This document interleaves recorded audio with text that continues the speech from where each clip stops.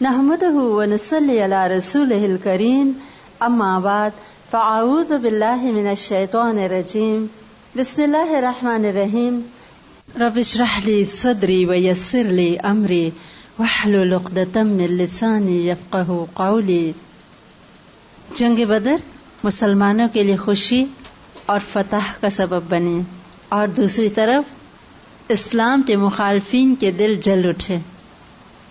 ایک طرف یہود مدینہ تھے جن کا غصہ، حسد اور بغض اور بڑھ گیا، دوسری طرف منافقین تھے، اب تک وہ بظاہر خاموش تھے، اب انہوں نے سوچا کہ مصلحت کا تقاضا یہی ہے کہ بظاہر اسلام قبول کر لیا جائے اور مسلمانوں کی صفوں کے اندر گھس کے پھر سازشیں کر کے ان کو اندر سے توڑا جائے۔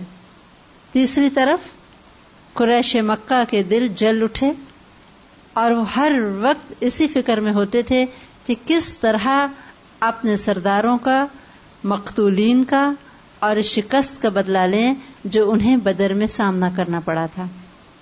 مدینہ منورہ کے ارد گرد کے جو قبائل تھے ان کو فکر ہوئی کہ مسلمان تو بہت مضبوط ہو رہے ہیں، قوی ہو رہے ہیں، ایک طاقت بن رہے ہیں، ان پہ حملہ کر کے ان کو ختم کر دینا چاہیے، ورنہ ہمارے جو راہزنی ہیں اور ڈاکے ہیں ان میں خلل پڑے گا۔ مسلمان چاروں طرف سے اب دشمنوں کے نرغے میں تھے، اندر بھی دشمن یہود اور منافقین کی شکل میں، باہر کے قبائل بھی ادھر ادھر سر اٹھانے لگے اور خبریں آنے لگیں کہ وہ لوگ مدینہ منورہ پہ حملے کی تیاری کریں، جن میں خاص طور پہ بنو سلیم جو تھا وہ قبیلہ تو باقاعدہ ایک فوجی مہم شروع کر چکا تھا مسلمانوں کے خلاف۔ اور پھر ادھر قریش تھے جن کو اپنی معاشی، سیاسی اور اقتصادی حالت کی شدید فکر ہو گئی۔ جو قافلے کی طرف مسلمان گئے تھے وہ ایک بہت بڑا تھریٹ تھا کہ اب ہمارا کوئی تجارتی قافلہ جو ہے مسلمانوں سے محفوظ ہو کے نہیں گزر سکتا، اور ہماری تو گزر بسر انہی دو قافلوں پر ہوتی ہے جو گرمی اور سردی میں تجارتی قافلے جا رہے ہیں۔ دوسری طرف بہت بڑی ہزیمت تھی ان کے لیے، شرمناک بات تھی کہ عربوں میں جو قریش کی دھاک تھی وہ مسلمانوں نے توڑ دی۔ اب یہ سب لوگ اپنے اپنے طور پہ مسلمانوں کے خلاف تھے۔ ایسے میں یہود مدینہ جنہوں نے آپ صلی اللہ علیہ وسلم کی آمد پہ معاہدے کیے تھے، وعدے کیے تھے کہ وہ مسلمانوں کے ساتھ رہیں گے، قریش کی کبھی مدد نہیں کریں گے مسلمانوں کے خلاف، اب اپنے معاہدے توڑ کے اپنی فطرت کے مطابق مسلمانوں کے خلاف ساز باز کرنا شروع ہو گئے۔ یہودیوں کا ایک بہت بڑا سردار باقاعدہ مکہ گیا، اس نے قریش مکہ کے ساتھ مل کے بہت افسوس کیا ان کے مقتولین پہ اور سرداروں کی موت پہ جو بدر میں مارے گئے تھے۔ کعب بن اشرف جو ایک یہودی تھا، انتہائی مالدار انسان تھا، بنو نذیر سے اس کی ماں کا تعلق تھا، امیر تھا، حسین و جمیل تھا، بہت بڑا شاعر بھی تھا، اس نے باقاعدہ ایسے اشعار کہے کہ جن کو سن سن کے قریش کا غم و غصہ مزید بڑھ گیا، اور اس نے کہا کہ اگر میں واقعی یہ خبر سچ سن رہا ہوں کہ تمہارے اتنے بڑے بڑے سردار مارے گئے ہیں تو پھر تو زمین کا پیٹ ہی بہتر ہے، یعنی ایسی زندگی سے تو مر جانا بہتر ہے کہ اتنے اتنے بڑے سردار مارے گئے تم لوگ کے۔ یہ سب کیا تھا؟ ان کے جذبات کو برانگیختہ کرنا، قریش کو اشتعال دلوانا، اور یہودوں کی یہ عادت ہے کہ خود وہ ہمیشہ بیک گراؤنڈ میں رہتے ہیں، دوسروں کو لڑا کے تماشا دیکھتے ہیں، جیسے کہ وہ پہلے بھی مدینہ منورہ میں کرتے رہے تھے، اوس اور خزرج کو لڑاتے تھے۔ اب ان کا دوہرا فائدہ تھا کہ قریش اور مسلمان آپس میں لڑیں، ایک طرف تو مسلمانوں کی قوت ختم ہو گئی، مدینہ منورہ میں ان کی جو ایک طرح سے حکومت قائم ہو چکی تھی وہ ختم ہو گئی، اور دوسری طرف آپس میں لڑ لڑ کے یہ دونوں قوتیں کمزور ہوتی رہیں گی، اور یہودی جس طرح پہلے ان کا ایک تسلط تھا وہ بھی قائم و دائم رہے گی۔ منافقین کا سردار عبداللہ بن ابی بظاہر مسلمان ہو گیا، آپ صلی اللہ علیہ وسلم کی شان میں بڑی تعریفیں کرتا، اور خطبے کا جب موقع آتا تو لوگوں کو کہتا تھا لوگوں سنو، اور یہ تمہارے رسول ہیں، اور یہ ایسے صاحب ہیں، یعنی بڑے عزت والے ہیں، بظاہر خوش آمدیں کرتا تھا اور دل سے شدید نفرت۔ آپ صلی اللہ علیہ وسلم تمام حالات سے باخبر تھے، آپ کی سیاسی اور فوجی عبقریت سے تو کوئی انکار ہی نہیں ہے، آپ کا جاسوسی نظام بھی بہت زبردست تھا، ہر طرف کی خبریں آ رہی تھیں، اور آپ صلی اللہ علیہ وسلم اس کے ساتھ ساتھ ایک پوری ریاست کو چلا رہے تھے. آپ صلی اللہ علیہ وسلم نے مدینہ منورہ کی باقاعدہ ڈیمارکیشن کروائی تھی، اور لوگوں کو بھیج کے قبے باقاعدہ لگوائے گئے تھے، ایک طرح سے باؤنڈری کا تعین کیا گیا تھا، اور مدینہ منورہ کو بھی اسی طرح حرم قرار دیا تھا جیسے کہ مکہ میں حرم ہے، یعنی یہ زمین محترم ہے. مسلمانوں کی باقاعدہ کاؤنٹنگ ہوئی اور شمار ہوئے کہ اتنے 100 مسلمان موجود ہیں، ایک پورا ریکارڈ مینٹین ہو رہا تھا. ایڈمنسٹریٹو کام بھی ساتھ ساتھ جاری ہیں، اور اس کے ساتھ آپ کا ایک خاندان ہے، بیوی ہے، بچے ہیں، ان کی فیملی لائفز ہیں، اپس اینڈ ڈاؤنز ہیں، خوشی اور غم ہیں. حضرت فاطمہ رضی اللہ تعالی عنہ کے لیے حضرت علی رضی اللہ تعالی عنہ نے بہت شرماتے ہوئے اپنے شادی کے ارادے کا اظہار کیا. آپ صلی اللہ علیہ وسلم نے اس رشتے کو پسند کیا اور اپنی پیاری بیٹی فاطمہ رضی اللہ تعالی عنہ کی شادی حضرت علی رضی اللہ تعالی عنہ سے کی، اور فرمایا تھا کہ اے فاطمہ، میں نے اپنے خاندان کے سب سے بہترین انسان کے ساتھ تمہاری شادی کی. حضرت عائشہ رضی اللہ تعالی عنہ فرماتی ہیں ہم لوگوں نے مل کے حضرت فاطمہ رضی اللہ تعالی عنہ کا گھر سجایا، جو کہ کسی صحابی کا تھا. انہوں نے انتہائی خوشی سے پیش کیا تھا کہ آپ صلی اللہ علیہ وسلم کی بیٹی اور داماد شادی کے بعد یہاں آ کے رہیں. آپ صلی اللہ علیہ وسلم نے حضرت علی رضی اللہ تعالیٰ عنہ سے پوچھا تھا کہ شادی وغیرہ اور مہر کے لیے کچھ ہے تمہارے پاس؟ تو انہوں نے کہا تھا کہ اللہ کے رسول صلی اللہ علیہ وسلم 2 اونٹ تھے، ایک پہ اذخر نامی گھاس لاتا ہوں، فروخت کرتا ہوں، یعنی اپنا کام کرتا ہوں، اور جو دوسرا اونٹ تھا چچا حمزہ رضی اللہ تعالیٰ عنہ نے ایک دن اپنے دوستوں کے ساتھ مل کے ان کے اونٹ کو ذبح کر کے کباب بنا کے کھا لیا تھا. آپ صلی اللہ علیہ وسلم حضرت حمزہ رضی اللہ تعالیٰ عنہ کے پاس گئے تھے، لیکن ان کو تھوڑا یہ ہوا کہ مجھے کیوں پوچھا جائے، لہٰذا انہوں نے ذرا ڈانٹ ٹپٹ کی تو سب خاموش ہو گئے. اب حضرت علی رضی اللہ تعالیٰ عنہ اپنا وہ اونٹ نہیں بیچ سکتے تھے جو کہ ان کے لیے کاروبار کا ذریعہ تھا. فرمایا ایک تلوار ہے، تلوار بھی نہیں بیچ سکتے تھے کیونکہ اس کے ساتھ تو جنگ کرنی ہوتی تھی. تو ایک زرہ تھی، اور وہ حضرت عثمان رضی اللہ تعالیٰ عنہ نے 480 درہم نے خرید لی، اور اس رقم سے حضرت بلال رضی اللہ تعالیٰ عنہ کو کہا گیا، انہوں نے شادی کا ولیمے کے کھانے کا انتظام کیا، خوشبو خریدی گئی، اور جو مختلف چیزیں ضرورت ہوتی ہیں اور مہر وغیرہ وہ سب اسی میں سے ادا ہوا. حضرت عثمان رضی اللہ تعالیٰ عنہ نے بعد میں وہی زرہ ان کو تحفے کے طور پر لوٹا دی تھی. انتہائی سمپل سی شادی تھی. حضرت عائشہ رضی اللہ تعالیٰ عنہ فرماتی ہیں ہم نے ان کا جب کمرہ ٹھیک کیا تو ایک چمڑے کا گدا تھا جس میں کھجور کے درخت کی چھال بھری، اور تکیا اسی طرح، کوئی پانی پینے کا برتن تھا، کوئی کھانے کا برتن تھا، ایک ہم نے لکڑی کی الگنی سی بنائی چیزیں ہینگ کرنے کے لیے ایک جگہ تھی. اور حضرت فاطمہ رضی اللہ تعالیٰ عنہا رخصت ہو کے اس گھر میں چلی آئیں. آپ صلی اللہ علیہ وسلم اپنی بیٹی کے گھر کو تشریف لے گئے اور پھر پانی منگایا، وضو کیا، کچھ پانی ان کے اوپر چھڑکا اور ان دونوں کے لیے برکت کی دعا کی. کیونکہ جہاں حضرت فاطمہ رضی اللہ تعالیٰ عنہ بہت عزیز بیٹی تھیں، وہاں حضرت علی رضی اللہ تعالیٰ عنہ نے بھی تو باقاعدہ ایک بیٹے کی حیثیت سے آپ صلی اللہ علیہ وسلم کے گھر میں پرورش پائی تھی، لہذا یہ دونوں ہی بچے آپ کو بہت پیارے تھے. ادھر حضرت رقیہ رضی اللہ تعالیٰ عنہ کا انتقال ہو چکا تھا. وہ ایک غم تھا جو آپ صلی اللہ علیہ وسلم نے دیکھا.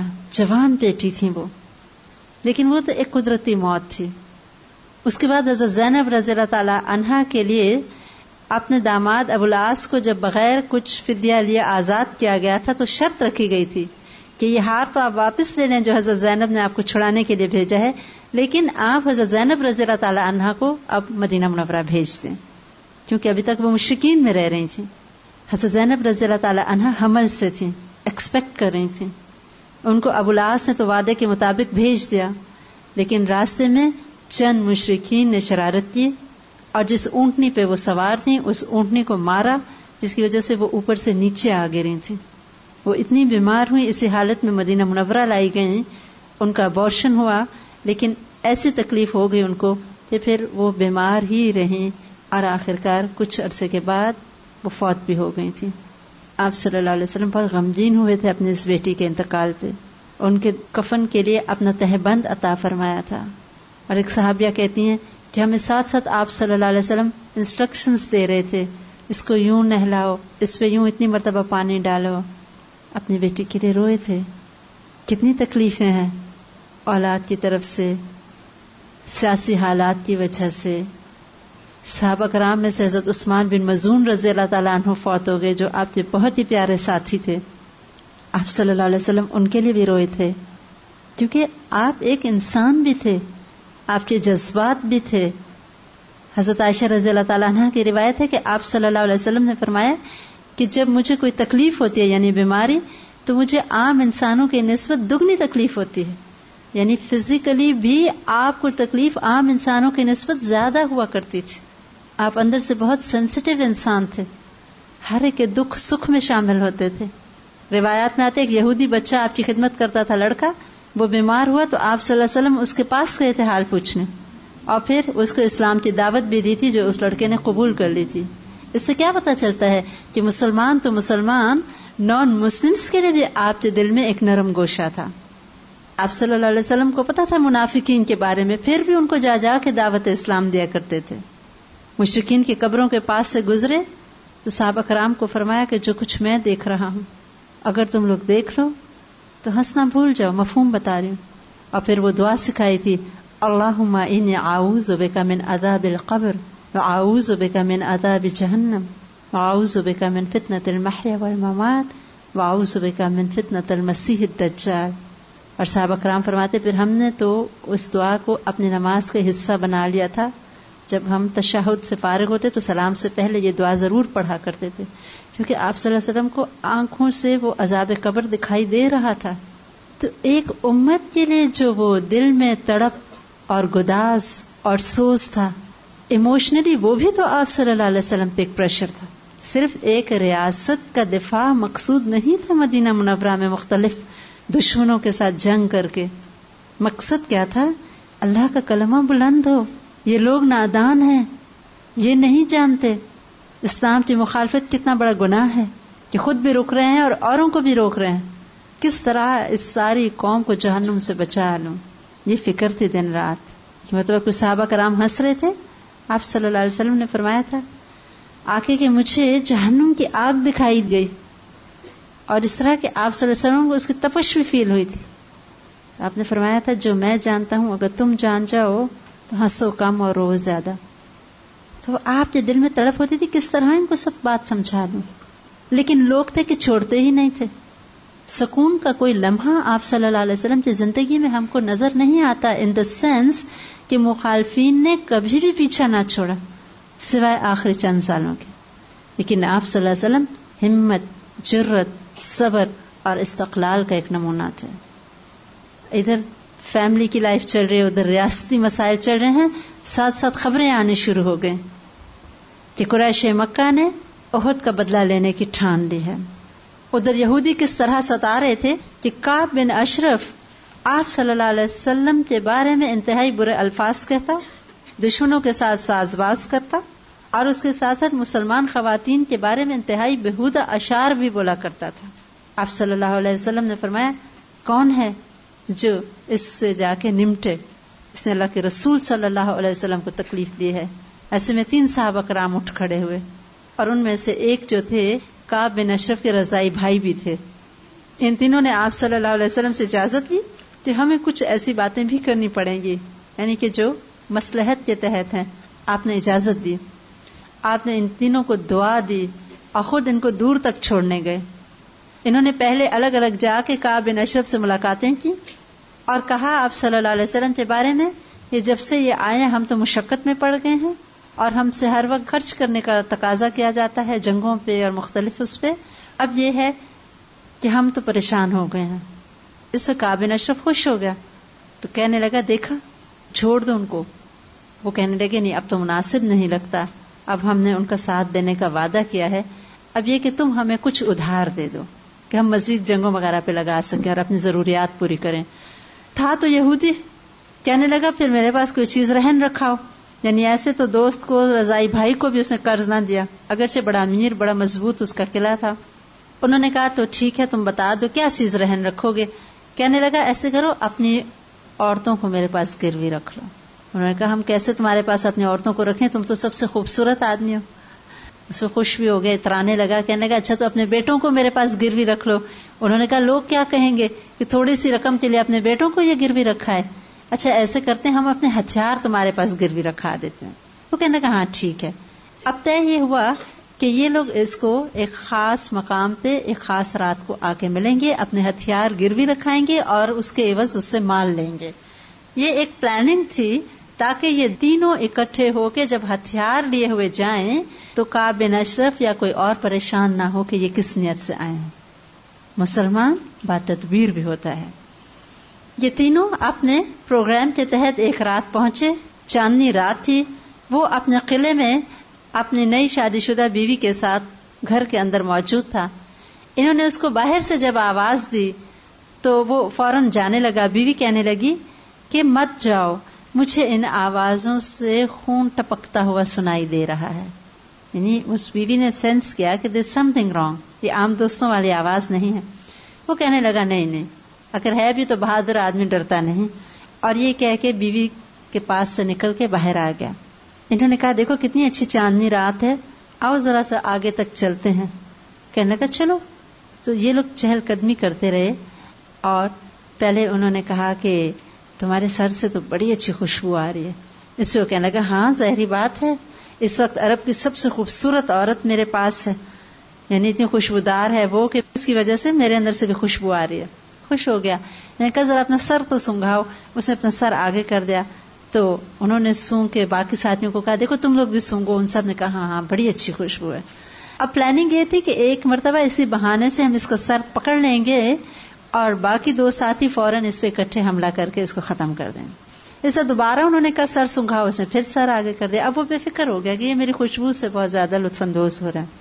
تیسری مرتبہ جب انہوں نے کہا سر سونگھاؤ, اس نے سر آگے کیا تو انہوں نے مضبوطی سے اس کو سر پکڑ لیا. ان کے جو رضائی بھائی تھے اور باقی دو ساتھیوں کو کہا کہ اس پہ حملہ کرو. انہوں نے دونوں نے تلوار ماری لیکن وہ بچ گیا. ایسے میں ان کے بھائی نے پھر خود کدال اٹھا کے اس کو ماری اور ایسے ماری کہ اس کے آر پار چلی گئی. اس نے اتنے زور کی چیخ ماری کعب بن اشرف نے کہ ہر قلعے میں روشنی ہونے لگی, چراغ جلنے لگا اور ایک خطرے کی لہر تھی جو پورے اس یہودیوں کے علاقے میں پھیل گئی. انہوں نے اس کو سر اتارا اور تیزی سے لے کے واپس مدینہ منورہ کی طرف آئے. اگرچہ اس کے دوران ان کا اپنا ہی ساتھی اپنی تلوار سے زخمی ہو چکا تھا, لیکن آخرکار تینوں پہنچے. آپ صلی اللہ علیہ وسلم نے جب ان کا نعرہ تکبیر کی گونج سنی تو خوش ہو گئے اور سمجھ گئے کہ اللہ کے اس دشمن کو ان لوگوں نے قتل کر دیا ہے. تو صحابہ کرام ہر طرف سے اپنے جان پہ کھیل کے آپ صلی اللہ علیہ وسلم کے مشن کو سپورٹ دے رہے تھے. کوئی کم بات نہیں تھی یہودیوں کی گڑھیوں میں جانا اور اس طرح ان کے اتنے بڑے آدمی کو مار دینا. کعب بن اشرف کے قتل کی خبر یہودیوں کے ساتھ ساتھ قریش پہ بھی بجلی کی خبر بن کے گری. بجلی جیسے گرتی ہے اور اثر ہوتا ہے ایسے اثر ہوا. حیران اور پریشان رہ گئے سب کہ مسلمانوں کی اتنی جرت کہ عین ان کے گھروں کے اندر آ کے ان کو مار دیں. ادھر بنو قینقاع جو یہودیوں کا ایک قبیلہ تھا, مدینہ منورہ کے ایک سائٹ پہ آباد تھا. یہ لوگ سنار کا کام کرتے تھے اور ان کے بازار ہوا کرتے تھے, لہذا مسلمانوں کو اکثر ان کے بازاروں میں آنا پڑتا تھا خرید و فروخت کے لیے. بنو قینقاع اب مسلمانوں کو تنگ کرتے, استہزاء کرتے, ان کا مذاق اڑاتے اور ہر لحاظ سے زبانی طور پہ اب اذیت دینا شروع ہو گئے تھے.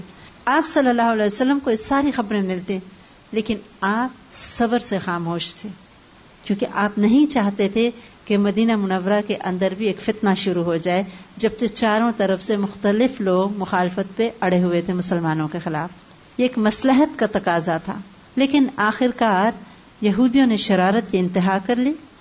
ایک طرف معاہدے کھلم کھلا توڑے, قریش مکہ کے ساتھ ساز باز شروع کر دی اور مسلمانوں کے خلاف ان کو بھڑکانے لگے. حتیٰ کہ کعب بن اشرف بھی, آپ کو میں نے بتایا کہ کیسے کیسے اشعار پڑھ پڑھ کے قریش کو ابھار رہا تھا جنگ کے لیے. ادھر مسلمانوں کو ستانے کے ساتھ ساتھ مسلمانوں کی خواتین کو بھی ستانا شروع کر دیا. آپ صلی اللہ علیہ وسلم ایک دن خود بدر کے بعد تشریف لے گئے ان کے پاس اور ان کو کہا کہ دیکھو تم لوگ اسلام قبول کر لو اس سے پہلے کہ تم پہ بھی ویسی ہی مار پڑے جیسی کہ قریش پہ پڑی ہے.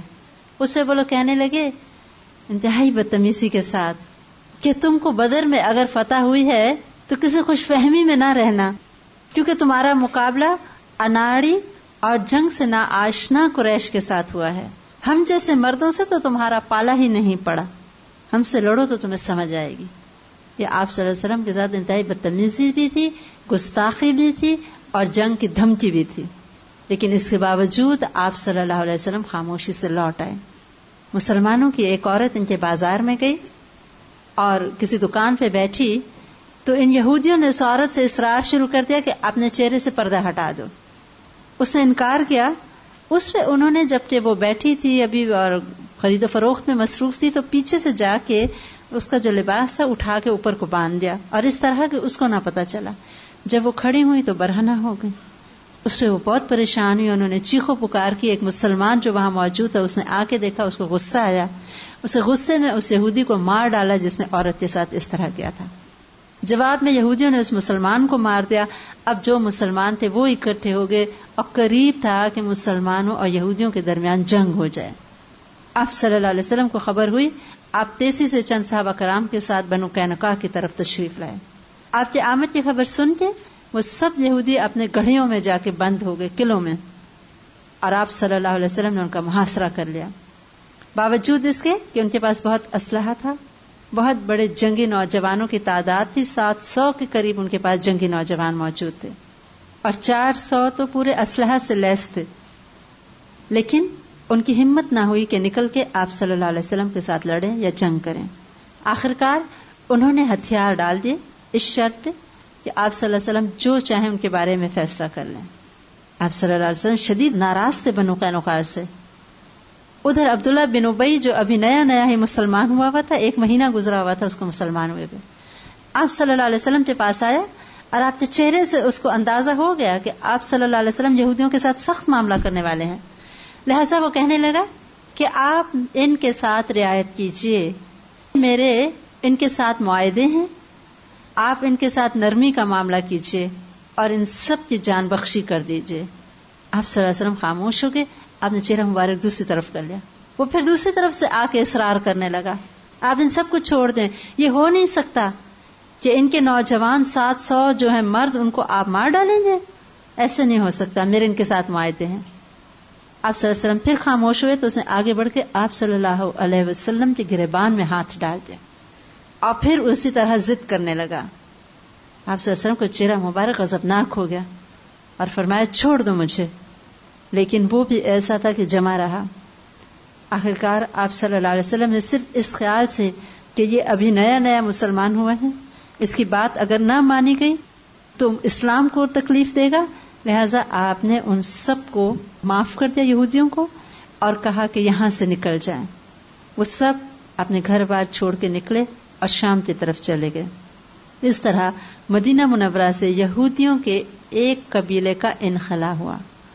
ان کو ایک طرح سے جلا وطن کیا گیا اور ان کی شرارتوں سے اور سازشوں سے مسلمانوں کو سکون ملا.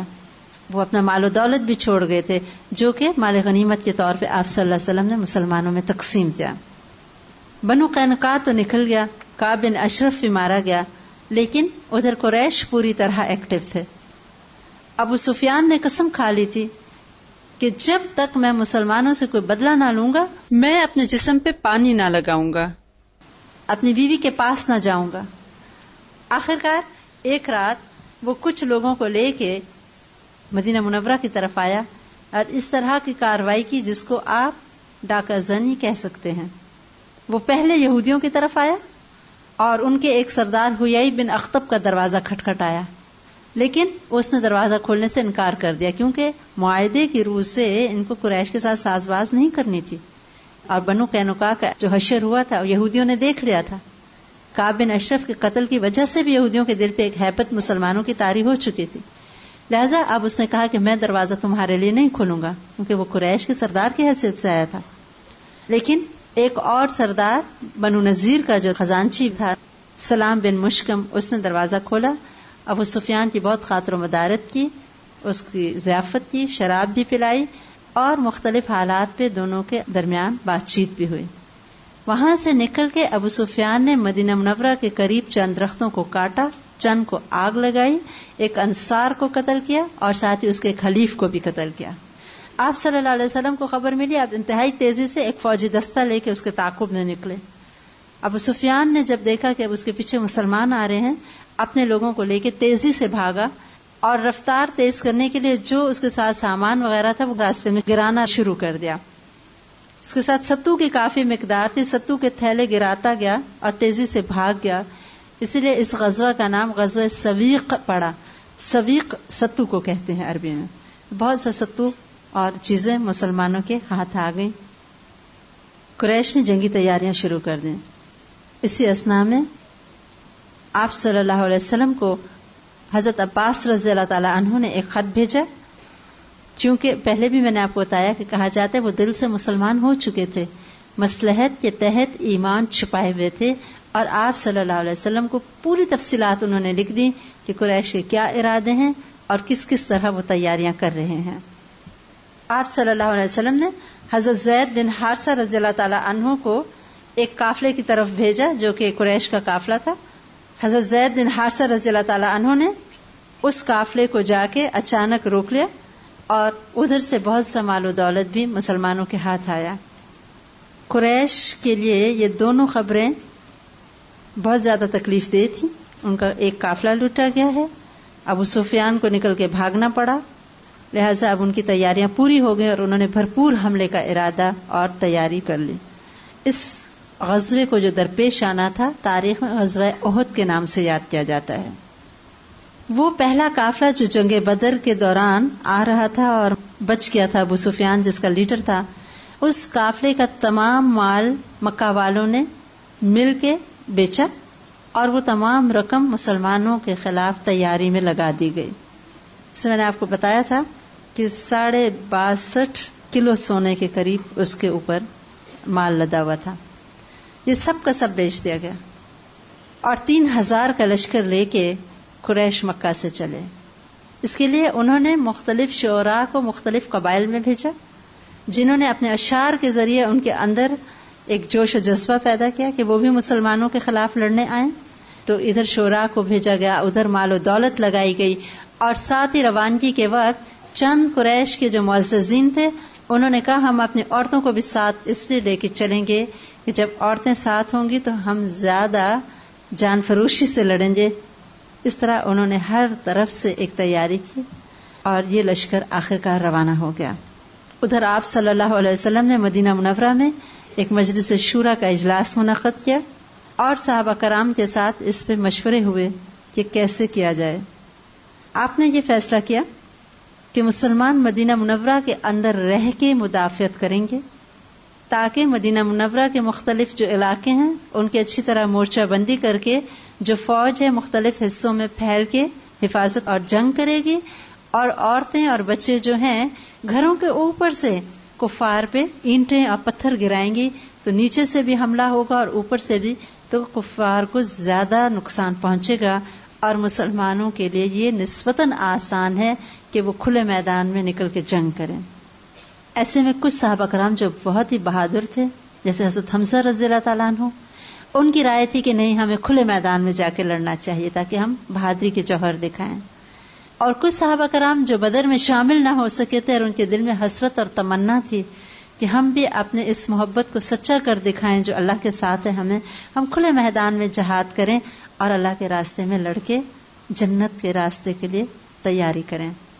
اور منافقین جو کہ بزدل تھے، جن کو جنگ سے کوئی دلچسپی نہیں تھی اور بظاہر مسلمانوں کا ساتھ بھی دینا پڑ رہا تھا، ان کی رائے تو یہی تھی کہ مدینہ کے اندر رہا جائے تاکہ نہ ہم نکلیں، نہ ہم جنگ کریں، نہ ہمارا نفاق ظاہر ہو کہ اگر نہیں جاتے تو مارے جاتے ہیں اور اگر جاتے ہیں تو لڑنا پڑتا ہے. اور منافق تو بزدل ہوتا ہے نا، دلیر اور بہادر تو کھرا مسلمان ہوتا ہے جس کو پتا ہوتا ہے کہ مر گیا زیادہ سے زیادہ جان جائے گی تو کیا ہوا، جنت تو میری ہے. منافق کو تو پتا ہوتا ہے کہ منافق کو تو جہنم سے سب سے نچلے درجے میں جانا ہے. آپ صلی اللہ علیہ وسلم نے صحابہ کرام کی جب رائے سنی تو آپ کا طریقہ کار یہ ہوتا تھا کہ اجتماعی معاملات میں مشورے کرتے تھے اور آخرکار آپ نے وہ مشورہ مان لیا کہ باہر نکل کے جنگ کی جائے. آپ صلی اللہ علیہ وسلم نے اپنا ایک خواب بھی صحابہ کرام کو سنایا جس میں آپ نے دیکھا تھا کہ کچھ گائیں ہیں جو ذبح کی جا رہی ہیں. آپ صلی اللہ علیہ وسلم کی تلوار پہ شکستگی ہے اور آپ کا ہاتھ محفوظ زرہ میں ہے. اس کی تعبیر آپ نے یہ بتائی کہ جو گائیں ذبح ہو رہی ہیں اس کا مطلب کچھ صحابہ کرام شہید ہوں گے. تلوار پہ شکستگی کا مطلب ہے کہ آپ صلی اللہ علیہ وسلم کے گھر میں سے کوئی شہید ہوگا. اور آپ کا ہاتھ مضبوط زرہ میں ہے، اس کا مطلب کہ مدینہ منورہ محفوظ رہے گا. آپ کی خواب اور اس کی تعبیر سب حرف بحرف درست ہیں، کیونکہ نبی کا خواب سچا ہوتا ہے.